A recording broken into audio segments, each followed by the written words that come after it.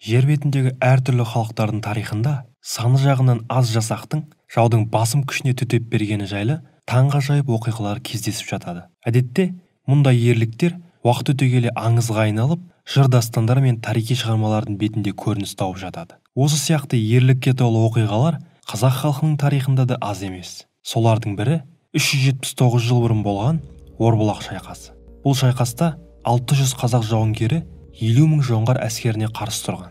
Ойрат атауымен белгілі батыс моңғол тайпалары Қытайдың солтүстік батысындағы жоңғар жазығы мекендейтін және де өздерін басқа моңғол тайпаларынан бөлек ұстайтын. Юань империясы құлағаннан кейін олар жоңғар хандығын құрды. 17 ғасырдың ортасынан бастап Жоңғарияның стратегиялық мақсаты көрші мемлекеттердің жерін басып алу арқылы мал жайылымдарын көбейту болды. Жетісу мен Орта Азияға қатысты агрессивті сыртқы саясаты қазақ-жоңғар қатынасын ушықтырып, жиі қақтығыстарға әкеліп отырды. Жоңғарларға қарсы жорықтарды Есім ханның ұлы Жәңгір сұлтан басқарды. 1635 жылы Жәңгір сұлтан жоңғарларға қарсы бір қатар ірі шайқастар өткізді. Алайда, сол шайқастардың бірінде жеңіліс тауып, тұтқынға түседі. Көп ұзамай ол тұтқыннан босатылады. Алайда қашып құтылды ма, әлде келісіммен айырбастап алынды ма, ол жағы белгісіз. Жәңгір сұлтан тұтқында кезінде Жоңғарияның атақты ақсүйектерінің бірі Хұндүлен тайшымен достық қарым-қатынас орнатып үлгереді. Кейінірек Хұндүленнің қызына үйленіп, осы арқылы оның күйеу баласы болады. Жоңғар хандығында болып жатқан өзгерістер һәм оның одан әрі күшеюі Қазақ хандығы мен Орта Азия мемлекеттері үшін өте қауіпті еді. Шығыстағы үлкен қатерді жеке басында сезген Жәңгір күнбе-күн күш алып жатқан көршісін тоқтату үшін шұғыл шаралар қабылдау қажеттілігін түсінді. Ең алдымен Жәңгір сұлтан қазақ билеушілері ішіндегі аса құдіретті әрі абыройлы саналатын Жалаңтөс батырмен ортақ мәмілеге келді. Содан соң Бұхар ханы Имам Күлімен бейбітшілік орнатып, мұғол билеушісі Абдаллахпен одақ құрды. Осылайша ойрат басқыншыларына қарсы Орта Азиядағы түркі халықтары одақ іспеттес бірлік құрды. 1643 жылы жоңғар билеушісі Батыр Қонтайшы Жетісуды толық әрі түпкілікті өзіне қарату үшін жорыққа шықты. Жорық сол жылдың маусым немесе шілде айларында жасалған болуы мүмкін. Себебі дәл осы айларда далалық аттар ұзақ жолға шығуға дайын болады. Қонтайшы жорыққа өте тыңғылықты дайындалды. Өзінің барлық одақтастарын шақырды. Жоңғар армиясына шығыс моңғол тайпаларымен қатар қалмақ сарбаздары да қосылды. Сонымен қатар Батыр Қонтайшының одақтастары қатарында Күйік сұлтан есімді қазақ билеушісі болды. Ол сатқын сұлтандардың бірі еді.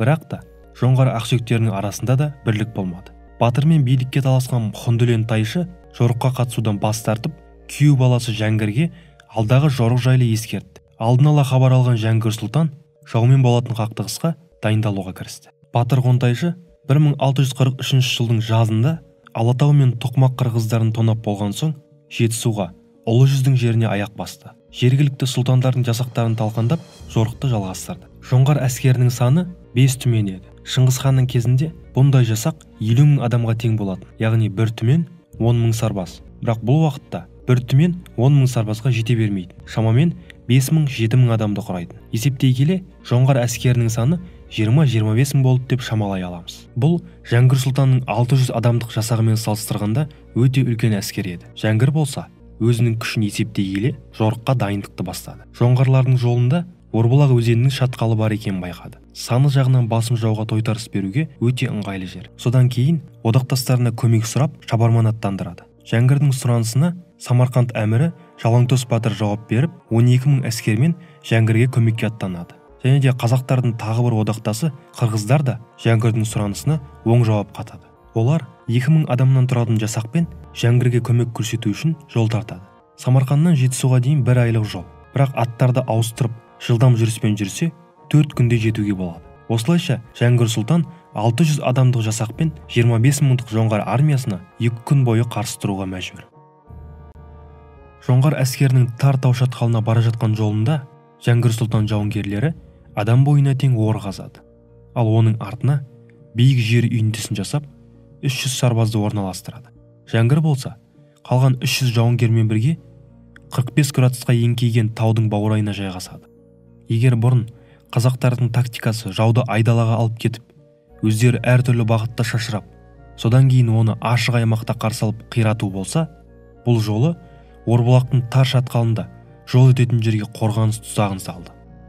Күн батқан кезде Батыр Қонтайшы әскерімен тұзақ құрған жерге жақындағанда, оның әскерлерінің алдыңғы бөлігі шабуылға ұшырайды. Ол үшін бұл күтпеген жағдай. Өйткені бұған дейін ұлы далада ешкім ешқашан ор қазып, қорғаныс үйінділерін жасап соғысқан емес. Жағдайды бағамдай келе, Батыр Қонтайшы жауынгерлеріне шабуылға шығуға бұйырады. Алайда ордың ішіндегі 300 қазақ жауынгері мылтықпен оқ жаудырып, жоңғарлардың шабуылын басып тастайды. Мылтықтың даусынан шошыған жылқылар үстіндегі сарбаздарды лақтырып, қорыққаннан жан-жаққа қашады. Жоңғар әскерінің құрылымы бұзылып, сарбаздар қарымта шабуылға шыға алмай қалады. Мылтықтан басқа қазақ жауынгерлері өз заманының химиялық қаруын да қолданды.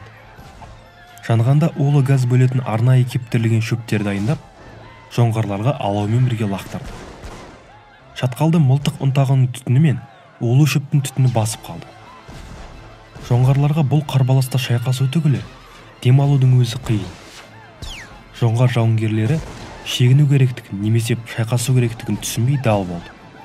Егер шегіну керек болса қай жаққа және қай бағытта, атпен немесе жаяу, не істерін білмей жағдайы қиындай берді. Жоңғар әскері басқарусыз қалды. Ал бір орында соғысып жатқан Жәңгір Сұлтанның жауынгерлері түтіннің ішінде қайда және кімге ату керектігін нақты білді. Батыр Қонтайшы болса, қолынан келгенше әскерін жүйелі түрде шегіндіруге тырысты. Бірақ әскері тым көп болғандықтан артқа қайту, шегіну процесі ұзаққа созылды. Ақыры үлкен шығындармен болса да ашық қауіпсіз жерге шықты. Түні бойы шығындарды есептеумен болды. Әскердің шығыны 5000 адамға шамалас болып шықты.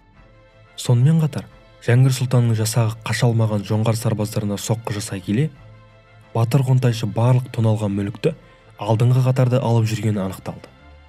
Келесі күні таңертең Қонтайшы қазақ жауынгерлері орналасқан шатқалды айналып өтіп, артынан соққы беруді ойлады. Жәңгір Сұлтан бұл қадамды байқап, қорғаныс үйіндісінің артындағы жауынгерлеріне өз позицияларын күшейтуді бұйырды. Батыр болса, сол аймақтағы кішігірім бір өзеннен өтіп, тау баурайындағы қазақ жасағына шабуыл жасады. Жәңгір Сұлтан жауынгерлерін бұрып, жоңғарларға оқ жаудырады. Алайда Жәңгір Сұлтанның бұл әрекеті позицияларды ұстап тұру үшін жеткіліксіз болып шығады. Өйткені жоңғарлар шабуыл жасап жатқан еңіс, яғни тау баурайы онша тік емес еді. Жоңғар шабуылы салыстырмалы түрде сәтті болды. Біраз уақыттан соң Жәңгір қиын жағдайда қалды. Дәл осы сәтте қазақтардың қорғанысы шытынай бастағанда, қырғыздар мен ұлы жүз қазақтарының 3000 атты әскері келеді. Олар өздерінің шабуылымен шайқасқа түскен Батыр Қонтайшының атты жасағын қуып, Жәңгір Сұлтанды құтқарады. Екі жеңілістен кейін Батыр Қонтайшының әскері алдындағы беделі түсіп, сарбаздар қолбасшының қабілетіне күмәнмен қарай бастайды. Бірақ оқиғаның шарықтау шегі Жалаңтөс Баһадүр әскерінің келуімен болды. Батыр Қонтайшы Самарқант әмірінің 12.000 әскерін байқағанда, қоршауға түсіп, соққының астында қалудан қорқып, шегіну қамын жасады. Ақыры тоналған мүлік пен тұтқындардан айырылған соң, Батыр Қонтайшы Алмалықты тонау жоспарынан бас тартып, ұзақ жолмен болса да шегінуге шешім қабылдайды. Батыр Қонтайшы өз ордасына келгеннен кейін оны елшілер Илин мен Кучи күтті. Олар Орбұлақ шайқасының куәгерлерінің сөздерінен жазып алды. Осылай тарихтағы шайқас туралы фактілер расталады. Бұл жазбаларды жеңілген тарап қалдырғандықтан, олардың сенімділігіне күмән жоқ.